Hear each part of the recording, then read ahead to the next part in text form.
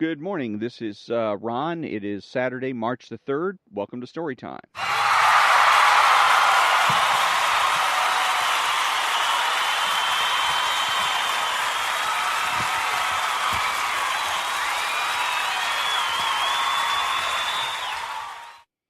Today, Chapter 7 of Ayn Rand's book, Philosophy, Who Needs It? And Chapter 7 is Faith and Force, the Destroyers of the Modern World, from a lecture delivered at Yale University on February 17th, 1960, at Brooklyn College on April 4th, 1960, and at Columbia University on May 5th, 1960. If you want me to name in one sentence what is wrong with the modern world, I will say that never before has the world been clamoring so desperately for answers to crucial problems, and never before has the world been so frantically committed to the belief that no answers are possible. Observe the peculiar nature of this contradiction and the peculiar emotional atmosphere of our age. There have been periods in history when men failed to find answers because they evaded the existence of the problems, pretended that nothing threatened them, and denounced anyone who spoke of approaching disaster. This is not the predominant attitude of our age. Today, the voices proclaiming disaster are so fashionable a bromide that people are battered into apathy by their monotonous insistence. But the anxiety under the apathy is real. Consciously or subconsciously, intellectually or emotionally, most people today know that the world is in a terrible state and that it cannot continue on its present course much longer. The existence of the problems is acknowledged, yet we hear nothing but meaningless generalities and shameless evasions from our so-called intellectual leaders. Wherever you look, whether in philosophical publications or intellectual magazines, or newspaper editorials or political speeches of either party, you find the same mental attitude, made of two characteristics: staleness and superficiality. People seem to insist on talking and on carefully saying nothing. The evasiveness, the dullness, the gray conformity of today's intellectual expressions sound like the voices of men under censorship, where no censorship exists. Never before has there been an age characterized by such a grotesque combination of qualities as despair and boredom. You might say that this is the honest exhaustion of men who have done their best in the struggle to find answers and have failed. But the dignity of an honestly helpless resignation is certainly not the emotional atmosphere of our age. An honest resignation would not be served or expressed by repeating the same worn-out bromides over and over again, while going through the motions of a quest. A man who is honestly convinced that he can find no answers would not feel the need to pretend that he is looking for them. You might say that the explanation lies in our modern cynicism and that people fail to find answers because they really don't care. It is true that people are cynical today, but this is merely a symptom, not a cause. Today's cynicism has a special twist. We are dealing with cynics who do care, and the ugly secret of our age lies in that which they do care about, that which they are seeking. The truth about the intellectual state of the modern world, the characteristic peculiar to the 20th century, which distinguishes it from other periods of cultural crises, is the fact that what people are seeking is not the answers to problems, but the reassurance that no answers are possible. A friend of mine once said that today's attitude, paraphrasing the Bible, is, "Forgive me, Father, for I know not what I'm doing, and please don't tell me." Observe how noisily the modern intellectuals are seeking solutions for problems, and how swiftly they blank out the existence of any theory or idea, past or present, that offers the lead to a solution. Observe that these modern relativists, with their credo of intellectual tolerance, of the open mind, of the anti-absolute, turn into howling dogmatists to denounce anyone who claims to possess knowledge. Observe that they tolerate anything except certainty, and approve of anything except values. Observe that they profess to love mankind and drool with sympathy over any literary study of murderers, dipsomaniacs, drug addicts, and psychotics, over any presentation of their loved object's depravity, and scream with anger when anyone dares to claim that man is not depraved. Observe that they profess to be moved by compassion for human suffering and close their ears indignantly to any suggestion that man does not have to suffer. What you see around you today among modern intellectuals is the grotesque spectacle of such attributes as militant uncertainty, crusading cynicism, dogmatic agnosticism, boastful self-abasement, and self-righteous depravity. The two absolutes of today's non-absolutists are that ignorance consists of claiming knowledge, and that immorality consists of pronouncing moral judgments.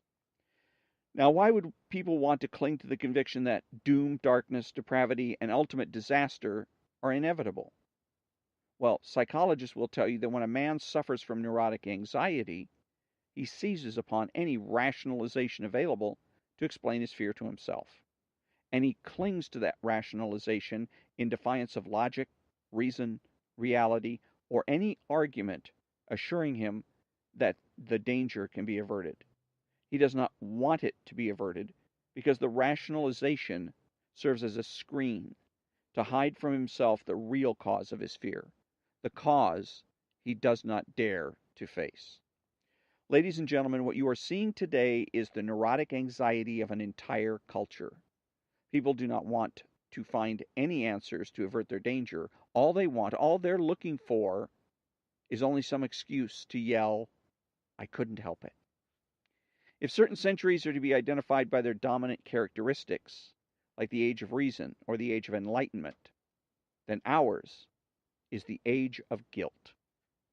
What is it that people dread, and what do they feel guilty of? They dread the unadmitted knowledge that their culture is bankrupt. They feel guilty because they know that they have brought it to a bankruptcy and that they lack the courage to make a fresh start.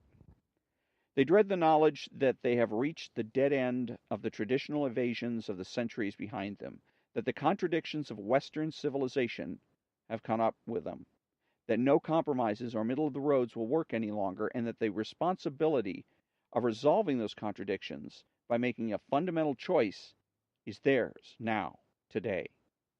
They are temporizing. In order to evade the fact that we have to check our basic premises or pay the price of all unresolved contradictions, which is destruction. The three values which men had held for centuries and which have now collapsed are mysticism, collectivism, altruism. Mysticism is a cultural power, died at the time of the Renaissance. Collectivism is a political ideal, died in World War II.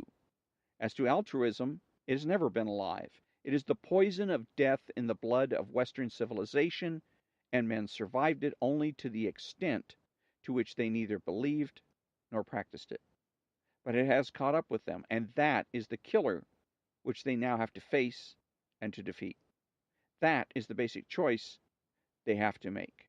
If any civilization is to survive, it is the morality of altruism that men will have to reject. Some of you will recognize my next sentences. Yes, this is an age of moral crisis. Yes, you are bearing punishment for your evil. Your moral code has reached its climax, the blind alley at the end of its course. And if you wish to go on living, what you now need is not to return to morality, but to discover it. What is morality? It is a code of values to guide man's choices and actions, the choices which determine the purpose and the course of his life. It is a code by means of which he judges what is right or wrong, good or evil. What is the moral code of altruism? The basic principle of altruism is that man has no right to exist for his own sake, that service to others is the only justification of his existence, and that self-sacrifice is his highest moral duty, virtue, and value. Do not confuse altruism with kindness, goodwill, or respect for the rights of others.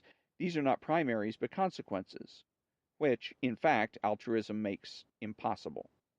The irreducible primary of altruism, the basic absolute, is self-sacrifice, which means self-immolation, self-abnegation, self-denial, self-destruction, which means the self as a standard of evil, the selfless as a standard of the good. Do not hide behind such superficialities as whether you should or should not give a dime to a beggar.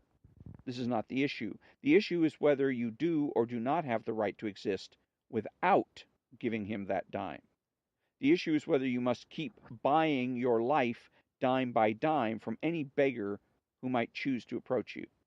The issue is whether the needs of others is the first mortgage on your life and the moral purpose of your existence. The issue is whether man is to be regarded as a sacrificial animal.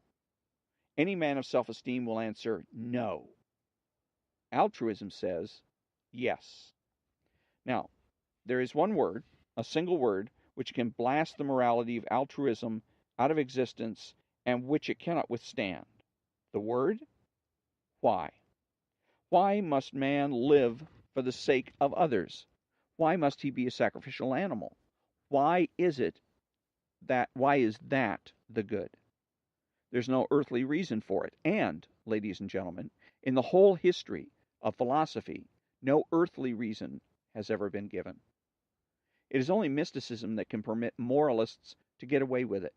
It was mysticism, the unearthly, the supernatural, the irrational, that has always been called upon to justify it, or, to be exact, to escape the necessity of justification. One does not justify the irrational, one just takes it on faith. What most moralists, and a few of their victims, realize is that reason and altruism are incompatible, and this is the basic contradiction of Western civilization. Reason versus altruism. This is the conflict that had to explode sooner or later. The real conflict, of course, is reason versus mysticism. But if it weren't for the altruist morality, mysticism would have died when it did, at the Renaissance, leaving no vampire to haunt the Western culture.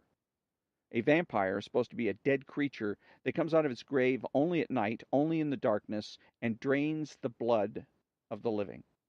The description applied to altruism is exact. Western civilization was the child and product of reason via ancient Greece.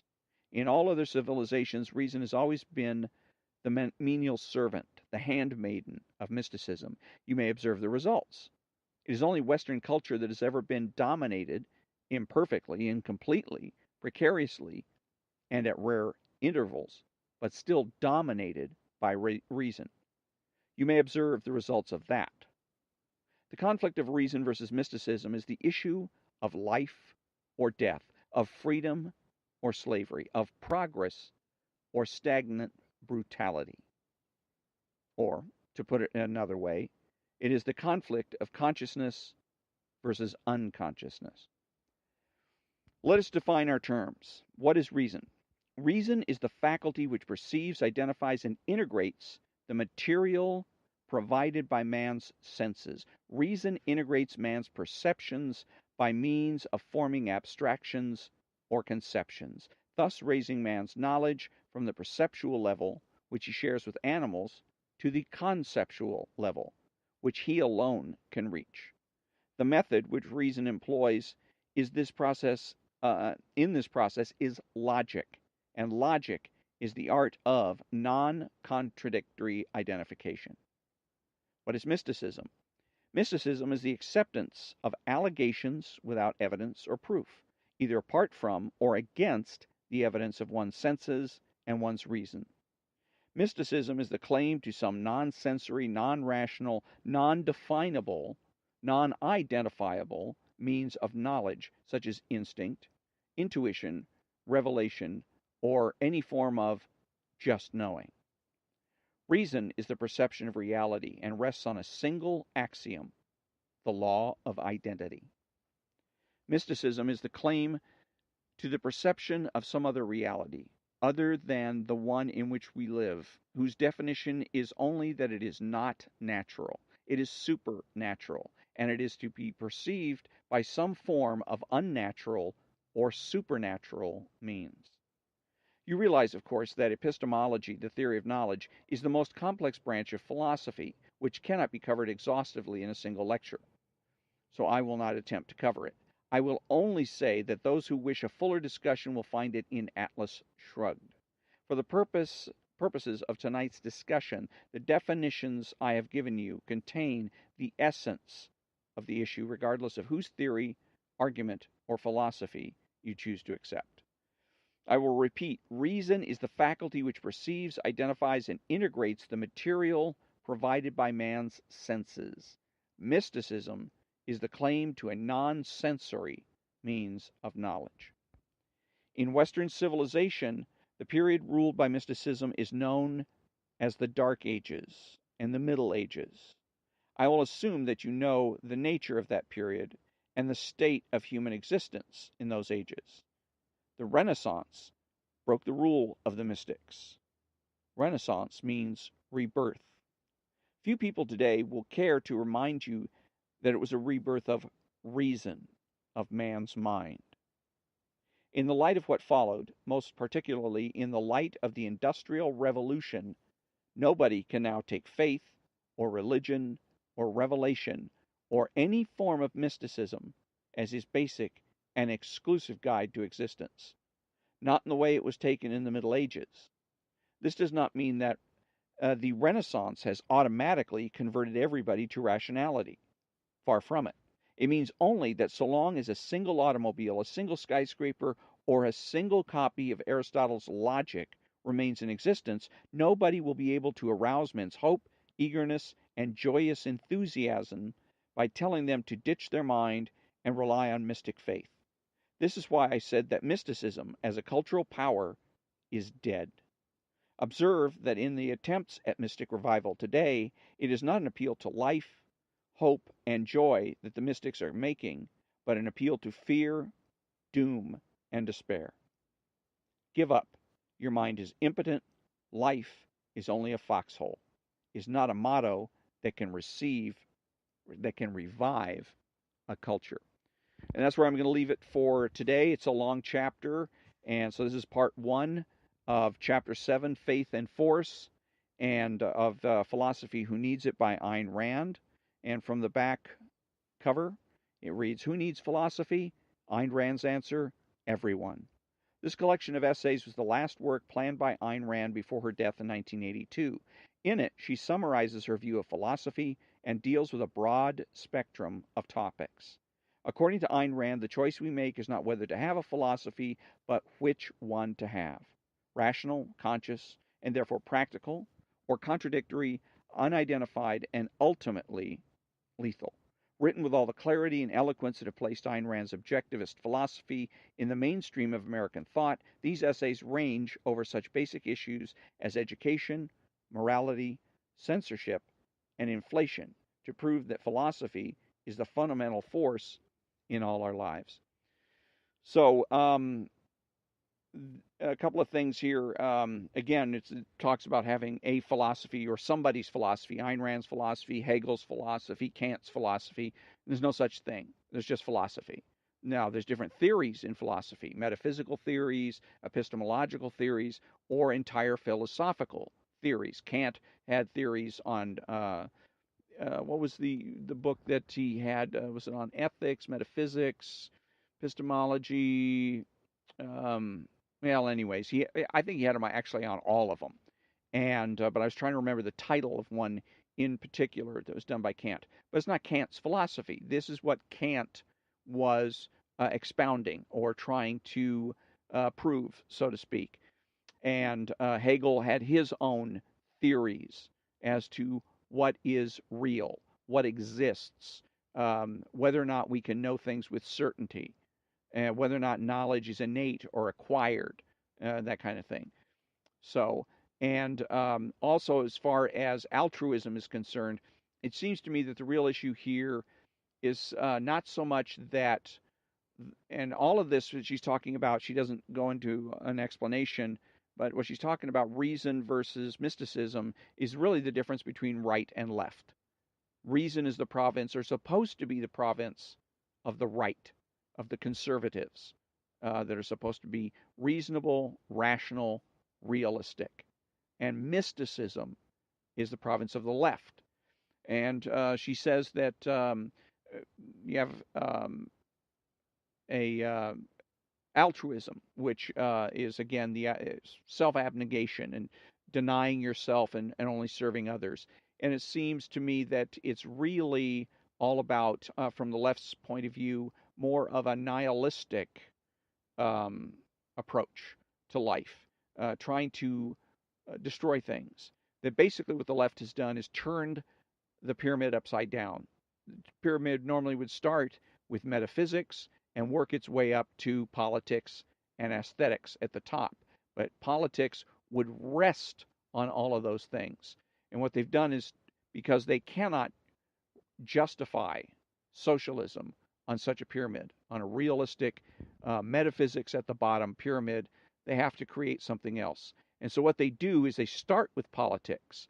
They start with Marx and Marx's predictions for what is going to happen in the future, and his dialectical materialism. They start with that as the base and then work the other direction, rationalizing his theory by changing ethics, epistemology, and metaphysics to fit his theory. So that's all I'm going to have for today. Tomorrow is going to be part 2 of Chapter 7 of Faith and Force from Ayn Rand's book, Philosophy, Who Needs It? Until then, thank you very much for joining me, and have a great day.